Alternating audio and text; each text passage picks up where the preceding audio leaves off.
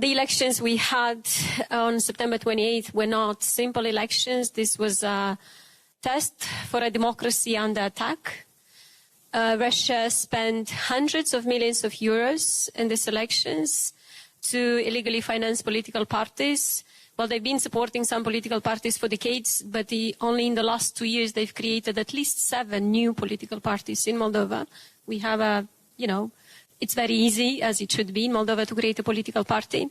Of course, all these attempts to destabilize the country, all these attempts to hire people on the ground to produce disinformation in addition to what we have been receiving from Moscow. And the lessons that we have learned is that exposure and prevention work. These are the 2 lessons that we have learned, and this is what has helped us. Because we have been exposing, and it's not only the government institutions, but it's also the press, the international press and the local press.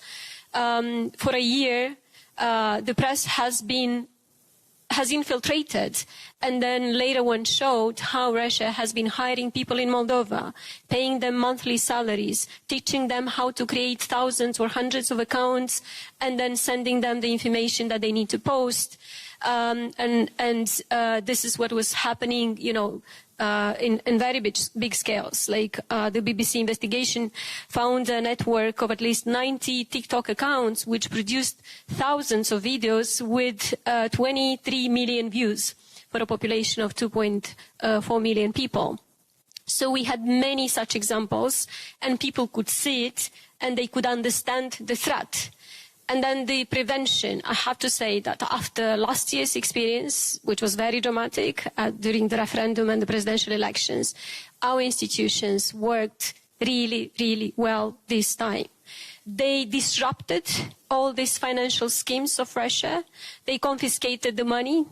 People who were dealing with this, they got arrested. All those who organized, were trying to organize the vote buying schemes, people could see them on TV. People could see that the money has been confiscated. So the prevention was really, really useful. It is not easy because Russia is using cryptocurrency more and more, and this is where we need to work together to stop the illicit funding, and especially when it comes to cryptocurrency.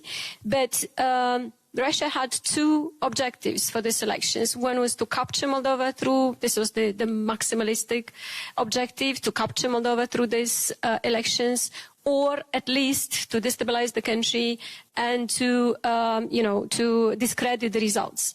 And it has failed because both the state institutions worked very hard, but also it was a whole of society response. And of course, I'm very grateful for your support. The support on intelligence sharing was very useful. Many people, many countries in this room helped us. The cyber defense, we were in a very difficult situation with cyber defense. We managed to fix it 2 days before the election. So we had only 2 days to test it. It was that dramatic. We have learned our lesson. Now we have to work very hard to make sure that we don't get in this situation anymore. Of course, the economic support that we have received, because Moldova's economic situation is not good. The economy is affected by the war next door.